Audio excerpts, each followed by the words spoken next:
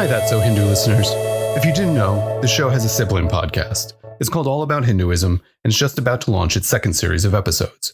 To woo you into following another show from the Hindu American Foundation, here's a teaser for All About Hinduism, in the first episode of the second series. Hope you enjoy it. One of the underlying themes in the first series of episodes of All About Hinduism is that the spiritual tradition is often misunderstood by those people outside of it, and it is more misunderstood the farther away you get from it. Geographically, culturally, metaphysically. And making that misunderstanding worse is that the degree to which it's happening isn't even recognized. Some of this misunderstanding is basic exposure to Hinduism and Hindus, not experiencing it or us personally. Some of it is that the exposure that does occur is through sources, be they teachers, textbooks, popular sources, that are using biased or otherwise incorrect sources, sometimes knowingly, sometimes unknowingly. Often the biases go back decades or even centuries to colonial-era interpretations of Hindu practices, beliefs, texts that have been passed on to this day. But sometimes we Hindus ourselves are unwittingly to blame. We ourselves, in an understandable desire to make our traditions approachable and relatable to those people outside of the tradition, use language that, though common and seemingly unobjectionable on the face of it, doesn't accurately convey what we want it to. It doesn't always mean what we think it means or want it to mean. If we want non-Hindus to better understand Hinduism, and we want ourselves to better understand Hinduism, the way in which we talk about Hinduism needs to change. I'm Matt McDermott, and this is All About Hinduism.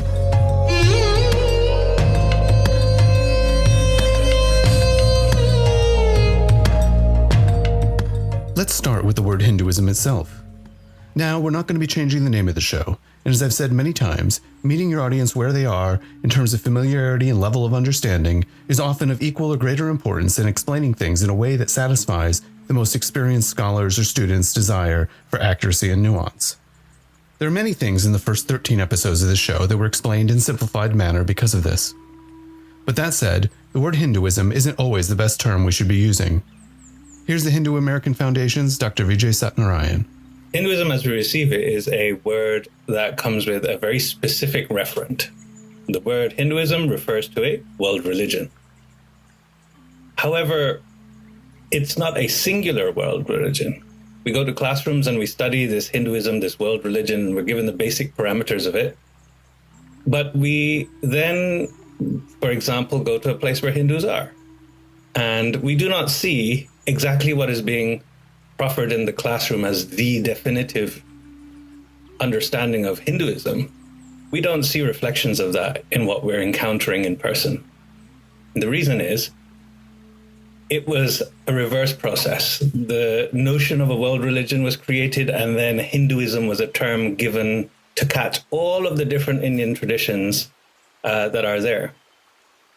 Two really important parts of that word, Hindu and ism. What's Hindu in this? Hindu was an old world referent to, let's call it the Indian civilizations. Let's call it all of the peoples, all the different tribes, all of the clans, all of the different regions that were basically situated between the Indus River and the Ganges River. Of course, that's a very, limiting thing, but at least geographically, you can kind of visualize it a bit better. Let's talk a little bit more towards, where Afghanistan is now and more towards where Myanmar is now. So the civilizations of the peoples that lived there were in the old world referred to as Hindu. We came with that word all the way through to the British times, with foreigners calling people from that place Hindu, or their various language equivalents of Hindu. And then the British came at the same time as the concept of world religions was being developed, and we suddenly get the ism. So we get an ism attached to the Indian civilizations, and suddenly that's being presented as if it's a world religion. Of course, that's wrong. So let's go back a little bit. We're talking about 4,400 different tribes and people groups that existed in the area that we roughly call ancient India. Each of those tribes and traditions have their own way of being. Those that formed nations together, those that formed confederations together, they might have taken on new identities, and as kingdoms, etc., grew, or as republics grew, as they did in ancient India. When Huasheng came from China, and did his travels through Buddhist areas of India at the time, he said that I've come to a place of 70 kingdoms. 70 kingdoms. So to presume that the people there are all practicing this one so-called religion, we can't do that. But also, we can't go around naming the traditions that may have been being practiced by the peoples who were resident in these 70 different countries, if you were to call it by modern standards, or if you're going back to the tribal roots, 4,400 different traditions doesn't make sense to a mind that has got barely space for a tweet. So we have to compromise. The compromise is when you think of languages or cultures that were uniting the different parts or used transactionally through the different kingdoms and the different types of peoples that existed in ancient India. One language that comes to the fore is Sanskrit. Another language that comes to the fore is Prakrit. Another one is Pali. Another one is ancient Tamil. And a few other languages that were used as regional and interregional languages. And in all of those languages, you get the word dharma come up. And dharma refers to a tradition, that which sustains in this specific use of the term. And if you look into the traditions themselves, when they're explaining their tradition to somebody else who speaks Sanskrit or Pali or Prakrit, for example, they're using the word dharma. This is our Shaiva dharma. This is our Kaumara dharma. This is our Vaishnava dharma. So, even the other dharma traditions, Bauddha dharma, Jaina dharma, even Sikh dharma, in the Guru Granth Sahib, the word dharma is used just as commonly. So all of those traditions, therefore, can be said to be dharma traditions, if we're looking for a word that comes from the area themselves. And I don't think that we should, guffaw at self-determination and sharing our name with people. And so the dharma traditions. But the Hindu dharma traditions is a little bit of a compromise. And that's because Buddhism, Jainism, Sikhism, Zoroastrianism, those have their own world religion identities today. And so all the leftover, I don't want to say leftover in that way, but all of the remaining dharma traditions that are not elevated to world religious status by the systems that be in the West, they have been left as Hinduism. And so my proposition is that we use the word Hindu in order to use a word that the West and the rest of the world and the judiciaries across the world and the education systems across the world are familiar with. Use the word Hindu. It has been used for 2,000 years to describe, or 2,500 years to describe our civilizations. Use the word Hindu, but put back in the word dharma and use the word tradition. It gives you the understanding that we are not an Abrahamic religion, but we are a set of very different spiritual traditions that have their provenance in their origins in ancient India. So, Hindu Dharma traditions is more encompassing than the word Hinduism. Fine. It's also a mouthful, and it well may get a cockeyed look from the person you're speaking to, at least the first few times you use it. Other words we often innocently use have origins and implied meanings that don't correspond with the actual Hindu concept being referenced. Even a very basic word like God, one which I imagine nearly every person who listens to this podcast uses without a second thought, it doesn't mean what we think it means. Well, at least reference what we think it means. God comes from an old Germanic word, and one which doesn't map onto either theist or non-theist Hindu concepts of divinity, either the monotheist concept of Ishvara or the non-theist concept of Brahman. Here's Vijay again, in a clip from HAF's What's in a Word video series. In Hindu traditions, across the board, there is the recognition and understanding of the centrality of the concept of Ishvara. But there is also the concept in the philosophical schools known as Brahman. So we're going to deal with those two concepts and then see if God actually maps onto any of those two concepts. Okay? So, number one, Brahman is a non-theist philosophical concept that is not simply a being. Ishvara is a monotheist concept. Sometimes Brahman and Ishvara are equated in our traditions, but in others, they're clearly distinct. Nevertheless, Ishvara is the impulse of existence, and we could think of it as God, but the monotheist Hindu traditions of Shakta, Shaiva, Vaishnava, and Kaumaram, even the Smartas, they venerate Ishvara as supreme and give Ishvara their devotion. But there's an issue. Ishvara is not the creator, and so Ishvara cannot match the definition of God. There are multiple universes in Hindu understanding, and each of them have a creator, and that creator being is known as Brahma or Prajapati. He's not supreme in any of our Hindu Dharma traditions.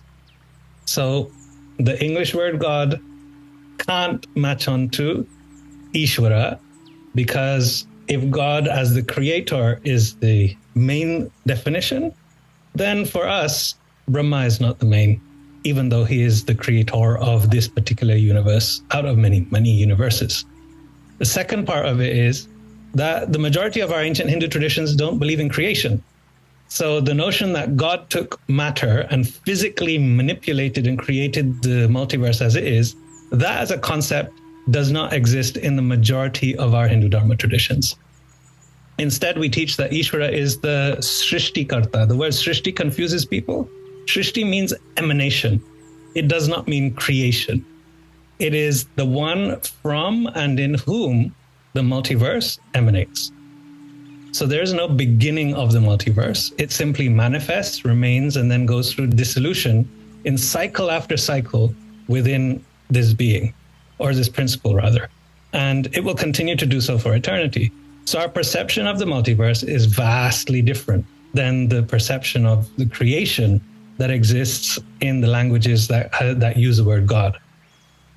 As you can see, there's an absolute mismatch of worldviews here, and taking the easy route has many problems. One of those, especially when moving to the Western world, and of course it's common in the East, I must say, but if we are seen not to be worshipping the supposed correct God, we would be accused or thought of, if not outright accused, of worshipping a false god, false gods, and thus be labeled polytheist, heathen, or heretic.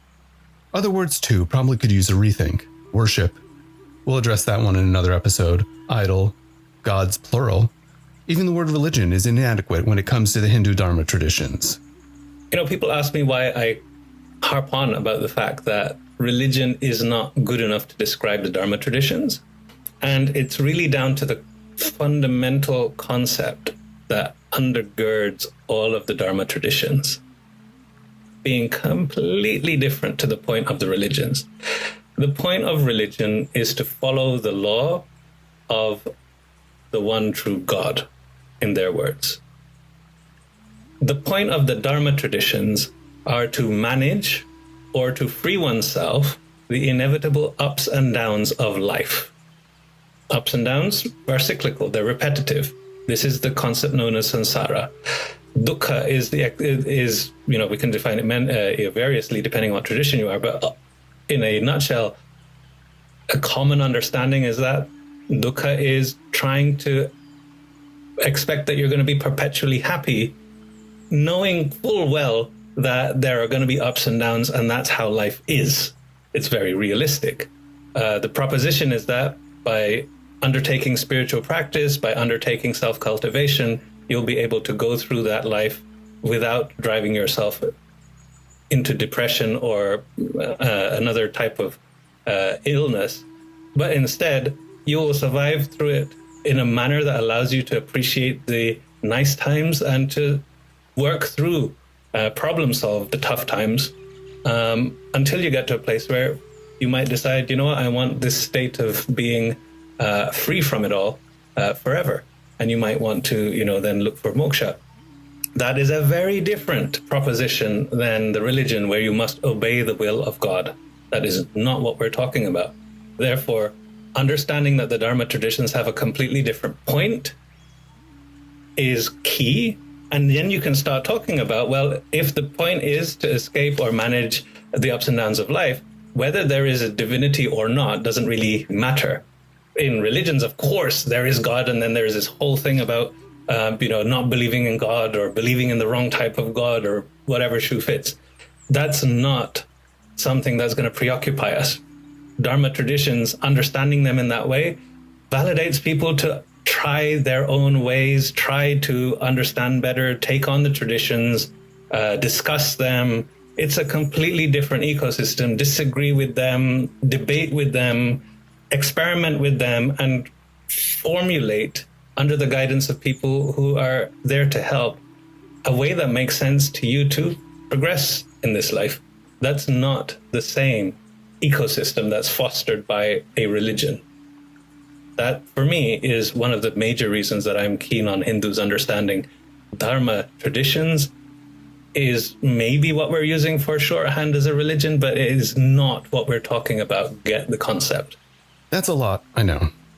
The point is that some of these have been used in previous episodes of this series, and won't be going forward. If we Hindus want others to understand our beliefs, practices, philosophies, then we need to do a better job of using accurate language in describing these things. How then should we start actually talking about Hinduism differently? Remember at the start of this episode, I said that you always need to balance full, detailed accuracy with meeting your audience where they are, as well as the context in which you're speaking or writing. Maybe alternate between saying Hinduism and Hindu Dharma traditions at first. Maybe say something like the Hindu Dharma traditions, what's more commonly called Hinduism, can work.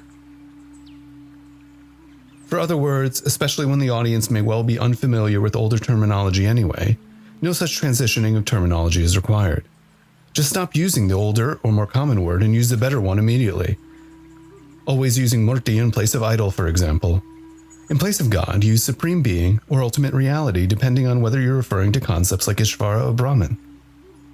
One final thought on why this is about more than wordplay. Here's Vijay again.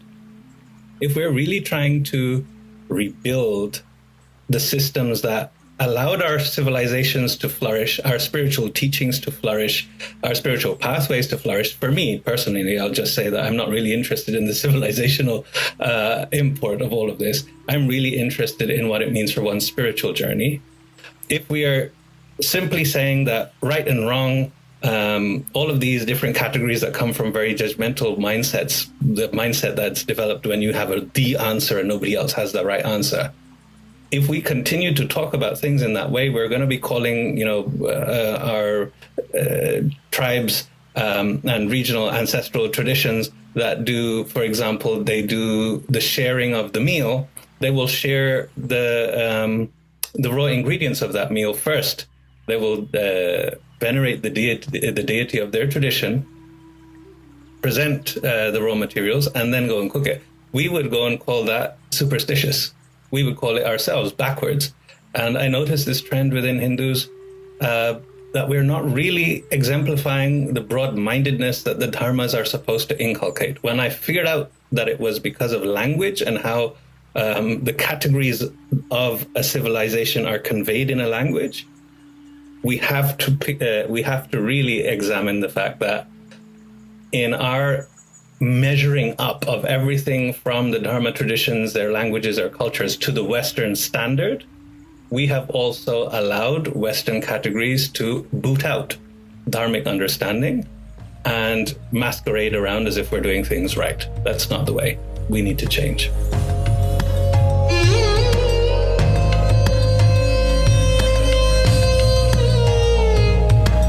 Made it to the end of this episode of All About Hinduism. Before you go, do me a favor, leave us a nice 5-star review on whatever platform you're listening to this on. Please also subscribe or follow us so you can get all the new episodes the moment they're released. And if you found this episode informative, enjoyable, and useful, please share it right now with someone who will enjoy it too. Finally, you can help ensure that more of these get made by making a donation to HAF at hinduamerican.org/donate. Thanks for listening.